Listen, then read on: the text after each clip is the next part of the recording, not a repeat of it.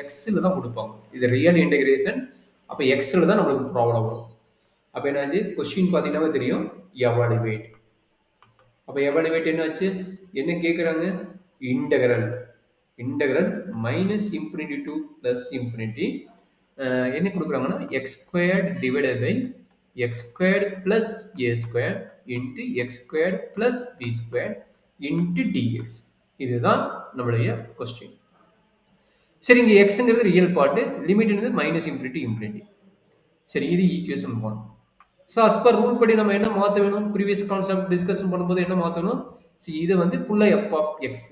இந்த டேம் இருக்குது பார்த்தீங்கன்னா, இது வந்து ஃபுல்லாக எஃப் ஆஃப் எக்ஸ். அப்போ நம்ம என்ன எடுக்க போகிறோம், இப்போதைக்கு நடக்கிறது வந்து அஸ் பர் ரூல் படி நம்மளுக்கு இந்த கான்செப்ட் படி நம்ம காம்ப்ளெக்ஸாக மாற்றுறோம். இந்த காம்ப்ளெக்ஸாக மாற்றும் போது என்ன நடக்குது, ரெண்டாக டிவைட் ஆகுது. ரேடியஸ் வச்சு ரியல் பார்ட் டிவைட் பண்ணுறாங்க. அண்ட் ஆல்சோ ஒரு செமி சர்க்கிள் வைக்கும்போது நம்மளுக்கு என்ன கிடைக்குது, ஒரு காம்ப்ளெக்ஸ் பார்ட்டோட ஒரு செமி சர்க்கிள் ஃபங்க்ஷன் வருது. ஸோ அப்போ அந்த செமி சர்க்கிள் நம்ம ட்ரா பண்ணி காட்டணும். அப்போ என்ன நடக்குன்னா, upper half semicircle, not பர் lower half semi circle, upper ஆஃப்ல ஒரு செமி சர்க்கிள் டிவைட் பண்ணுறாங்க. அப்போ அப்பர் ஆஃப்ல செமி சர்க்கிள் டிவைட் ஆகும்போது என்ன நடக்குதுன்னா, சப்போஸ் இங்கிருந்து இப்படி ஒரு செமி சர்க்கிள் நான் வச்சுக்கோங்க. அப்போ இது என்னது, இது வந்து 6, இது வந்து -6, 6 -6, இந்த பாயிண்ட் வந்து 0ன்னு வச்சுக்கோங்க. ஓகேங்களா. அப்போ இங்கே வந்து என்ன நடக்குது அப்படின்னா, இது வந்து எக்ஸ் ஆக்சிஸ், இது வந்து ஒய் ஆக்சிஸ். ஒய் ஆக்ஸுங்கிறது இங்கே காம்ப்ளெக்ஸ் நம்பர் இருக்குன்னு வச்சுக்கோங்க.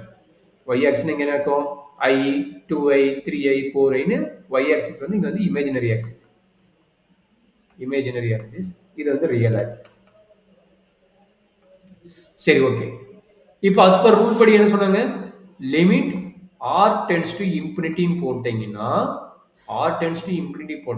இன்டெக்ரல் ஓவர் காமாங்கிறது என்ன சொன்னேன், gamma is a semi circle. இது ஒரு தீரம், அது நாவத்தை வச்சுட்டு அப்படியே எழுதுங்க. Gamma is a semi circle with diameter or radius, with radius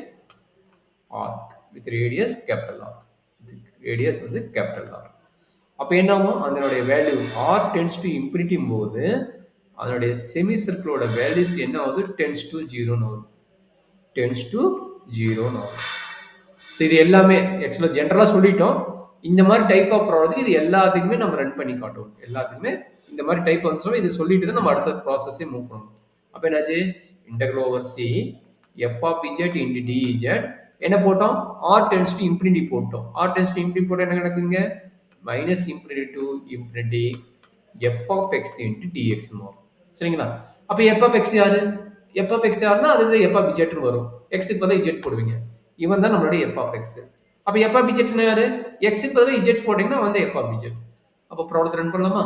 அப்போ ப்ராப்ளம் என்ன ஆகுதுன்னா, சார் ப்ராப்ளம் என்ன ஆகுதுன்னா, இந்த ப்ராப்ளம் என்ன நடக்குதுன்னு பாருங்க. கிவன் த ப்ராப்ளம் ஆயிரும் மைனஸ் இன்ஃபினிட்டி டு இன்ஃபினிட்டியா. என்ன ப்ராப்ளம் கொடுக்குறாங்க, x squared divided by x squared plus a squared into x squared plus b squared into d x f of x. அதே கான்செப்ட்டுக்கு என்ன வருது, அதே கான்செப்ட்டுக்கு எஃப் ஆஃப் இஜெட் மாற்றணும். அப்போ எக்ஸுக்கு பதிலாக இஜெட் மாற்றுங்க. Z squared divided by z squared plus a squared z squared plus b squared, அவ்வளோதாமா, இன்ட்டு டிஇஜெட். சரி, இது வரைக்கும் ஒரு ஐடியா போட்டு ஓரளவுக்கு கொண்டு வந்துட்டோம். இதுக்கு மேலே இங்கே என்ன நடக்கும் அப்படின்னா, already first type second type போட்டோம்ல, அதே ஒர்க் தான். என்ன கண்டுபிடிக்க போகிறோம், ரேடியஸ் என்ன, தட் மீன்ஸ் போல் என்னன்னு கண்டுபிடிக்க போகிறோம். போல் என்னன்னு கண்டுபிடிச்சிட்டு இந்த செமி சர்க்கிள்குள்ளார வருதா வெளியே வருதான் பார்க்கணும். செமி சர்க்கிள் உள்ளார வந்தோம்னா ரெஸ்டியூ கண்டுபிடிக்கணும், இல்லையா அது ஆட்டோமேட்டிக்காக 0 ஆயிடும். அதை தான் இப்போ நம்ம கண்டுபிடிக்க போகிறோம். அப்போ டினாமினேட்டரோட போல் என்ன, z squared plus a squared equal to 0, z squared equal to minus a squared, அப்போ z equal to plus or minus ai. கரெக்டுங்களா. அதே ஐடியா எங்கே நடக்கும், z squared plus b squared equal to 0, z squared அதாவது இதுக்கு போட்டேன், அடுத்து இதுக்கு போடுறேன். z squared plus b squared equal to 0 போட்டோம்னா அப்போ z equal to minus b squared, அப்போ z equal to என்ன கிடைக்குது, plus or minus bi. அப்போ இதெல்லாம் ஃபேக்டரைஸ் பண்ணால் என்ன ஆகும், ஃபேக்டரைஸ் இது வந்து ஜீரோஸ், அதாவது ரூட்டு. அது இது ஃபேக்டரைஸ் பண்ணால் z minus a i into z plus a i. அடுத்து இங்கே என்ன கிடைக்கும், z plus b i into z minus பிஐ.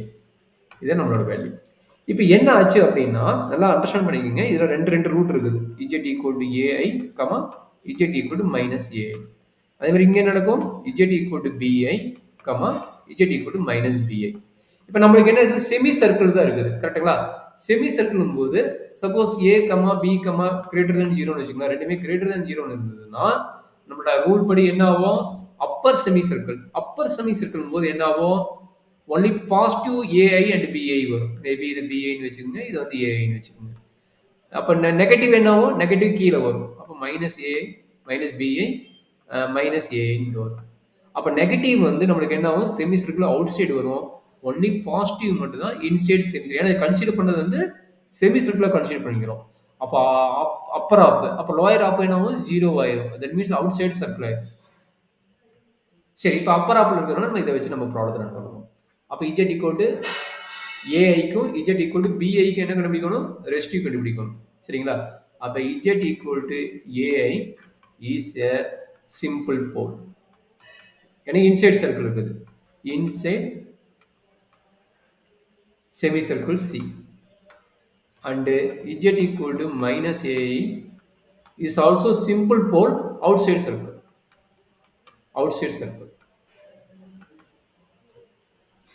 outside circle, outside C, semicircle actually circle நடக்குது C நடக்குது. அப்ப அதே ஐடியா தான் PI க்கு, அதே ஐடியா தான் மைனஸ் A BI க்கு. அப்ப ரெண்டுக்கு சேம் ஐடியா தான். அப்ப நம்ம எத்தனை ரெஸ்ட்ரிக்ட் கண்டுபிடிக்க போறோம்? இன்சைட் சர்க்கிளுக்கு மட்டும் ரெஸ்ட்ரிக்ட் கண்டுபிடிக்க போறோம். அவுட் சைடு சர்க்கிளுக்கு ரெஸ்ட்ரிக்ட் தேவையில்லை. சரி, இப்போ ரெஸ்ட்ரிக்ட் 1 கண்டுபிடிப்போம். ரெஸ்ட்ரிக்ட் 1 என்ன நடக்கும்? இஜெட் ஈக்குவல் டு ஏஐ யோட ரெஸ்ட்ரிக்ட், அது R1 வச்சுக்கிறேன். ரெஸ்டிவ் 1 வந்து R1 வச்சுக்கிறேன். அப்போ என்னது? Simple pole. அப்போ என்னது? Limit z tends to a i z minus a i simple போல்னால into f of z. F of இஜெட்டோட வேல்யூ என்ன? அந்த இன்டெக்ரலுக்கு உள்ளார இருக்குது. இன்டெக்ரலுக்கு உள்ளார யார் இருக்கிறா? இவன் தான் இன்டெக்ரலுக்கு உள்ளார இருக்கிறான். அப்போ இவனோட வேல்யூ தான் நம்ம அப்ளை பண்ண போகிறோம். அப்போ இவன் தான் இன்டெக்ரலுக்கு உள்ளார இருக்கிறான். அதனால வந்து என்ன எழுத போகிறேன்? Z squared divided by z square plus a square into z square plus b square. இதுதான் வந்து எஃப் ஆஃப் இஜெட்டோட வேல்யூ. இவங்க என்னன்னா இஜெட் மைனஸ் ஏஐ இருக்குதுல்ல, அப்போ இதை மட்டும் நீங்கள் ஃபேக்டரைஸ் பண்ணிக்கோங்க. இதை அப்படியே வச்சுக்கோங்க. ஏன்னா ஏஐ போட்டிங்கன்னா 0 ஆயிரும். அது ஃபேக்டரைஸ் அப்ளை பண்ணும்போது உங்களுக்கு 0 ஆகாது. அதனால என்ன பண்ணுறீங்க? இஜெட் மைனஸ் ஏஐ வரனால இந்த டைம் ஃபேக்டரைஸ் பண்ணிக்கோங்க, இந்த டைம் ஃபேக்டரைஸ் பண்ண வேண்டாம். அப்போ அந்த டைம் எப்படி ஃபேக்டரைஸ் பண்ணணும்னு எனக்கு கற்றுக் கொடுத்துக்கிறேன். Z square plus a square வந்து இந்த மாதிரி எழுதணும். Z minus a i into z plus ஏஐங்கிறத ஃபேக்டரைஸ் பண்ண கிடையாது. சரி, அதுதான் வந்து நான் எழுத போகிறேன். என்னாச்சு? Residue 1 equal to limit z tends to a i z minus a i into z squared divided by z plus a i z minus a i. இந்த டைம் அப்படியே வச்சுக்கோங்க, ஃபேக்டரைஸ் பண்ண வேண்டாம். ஏன்னா ஏ மைனஸ் ஐங்கிறதுனால அதை மட்டும் ஃபேக்டரைஸ் பண்ண போதும். இதை ஃபேக்டரைஸ் பண்ணால் பி ஸ்கொயர்னு வச்சுக்கோங்க. இப்போ என்னாச்சு? Z minus a i z minus a i cancel ஆயிடும். அப்போ ரிமைனிங் மட்டும் நீங்கள் இஜெட் ஈக்குவல் டு ஏஐன்னு அப்ளை பண்ணுங்கள். இஜெட் ஈக்குவல் டு ஏஐன்னு அப்ளை பண்ணுங்கள். ஏன்னா a i whole square divided by a i plus a i z போல ஏஐயா. அப்போ a i whole square plus b square. இதை சிம்பிளிஃபை பண்ணணும். ஐ ஸ்கொயர் வந்து -1. அப்போ என்ன கிடைக்கும்? மேலே மைனஸ் ஏ ஸ்கொயர் கிடைக்கும். நியூமரேட்டர் என்ன கிடைக்கும்? மைனஸ் ஏ ஸ்கொயர் கிடைக்கும். Minus a square divided by கீழே வந்து 2AI கிடைக்கும். எகைன் இங்கே minus a square plus b square கிடைக்கும். இங்கே போட்டிங்கன்னா அப்போ என்ன ஆகும்? ஒரு ஏ கட் ஆயிரும். ஒரு ஏ கட் ஆயிரும். That is equal to minus a divided by 2I b square minus a square கிடைக்கும். B square minus a square கிடைக்கும். அப்போ அந்த மைனஸ் சைன் கீழே கொண்டு வாங்க. அப்போ என்னாச்சு? A divided by 2I into minus sign இங்கே கொண்டு வந்துட்டீங்கன்னா இங்கே என்ன நடக்கும்? A square minus b square கிடைக்கும். இது யாரோடது? ரெஸ்டிவ் 1. ரெஸ்டிவ் 1 யாரோட லிமிட்டு? இஜெட் ஈக்குவல் டு ஏஐயோட லிமிட். சரிங்களா? இதுதான் நம்மளோட ரெஸ்டிவ் 1. இதே ஐடியாவுக்கு என்ன கண்டுபிடிக்க போகிறோம்? ரெஸ்டிவ் 2 கண்டுபிடிக்க போகிறோம். இஜெட் ஈக்குவல் டு பிஐக்கு. ஸோ இதே ஒர்க் தான், சிமிலர் ஒர்க், சேம் ஒர்க் தான். அப்போ என்னாச்சு? இஜெட் ஈக்குவல் டு பிஐயோட ரெஸ்டிவ் R2ன்னு எடுத்துக்கிறேன். தட் இஸ் ஈக்குவல் என்னது? சிம்பிள் போல் தான் அதுவும். அப்போ z minus z tends to b i z minus b i into f of z z square divide by z square plus a square into z square plus b ஸ்கொயர்னு வரும். b square பதிலாக என்ன பண்ணலாம், bi வரனால நான் என்ன மாற்ற போறேன், z plus bi into z minus biன்னு எழுத போறேன். இப்போ என்ன நடக்கும், இந்த z மைனஸ் biயும் இந்த z மைனஸ் biயும் கேன்சல் ஆயிடும். அப்போ என்னது, z ஈக்குவல் டு biன்னு அப்ளை பண்ணிருங்க. அப்போ அப்ளை பண்ண என்னாச்சு, pi whole square divided by bi whole square என்ன கிடைக்கும், b square minus a square into pi plus bi வந்து 2bi. அப்போ என்னாச்சு, minus b square divided by, sorry இங்கே வந்து ப்ளஸ் இங்கே வந்து மைனஸ் வரும். இது வந்து ஏன்னா bi ஸ்கொயர் தானே, அப்போ இது ப்ளஸ் இது மைனஸ் ஆகும். இங்கே என்ன நடக்குது, 2pi a square minus b square கிடைக்கும். இப்போ என்னாச்சுன்னா ஒரு b கட் ஆயிடும். அப்போ எகைன் என்ன கிடைக்குது, minus b divided by 2i into a square minus b square கிடைக்குது. இப்போ இதுக்கும் a square minus b square இருக்குது, இதுக்கு a square minus b square இருக்குது. அதனால வந்து நான் இந்த மைனஸ் வந்து அப்படியே வச்சுக்கிறேன், மைனஸ் இன்டர்சேஞ்ச் பண்ணல. ஒரே டினாமினேட்டரில் வரதுக்கோசரம் நான் இந்த மாதிரி ஃபார்மேட் மாற்றிக்கிறேன். சரி, இப்போ நம்மளோட இன்டெகிரேஷனுக்கு வந்துடணும். ஸோ நம்மளோட இன்டெகிரேஷன் என்னென்ன வேணும், integral over minus infinity to infinity x squared divided by x squared plus a square into x squared plus b square into dx.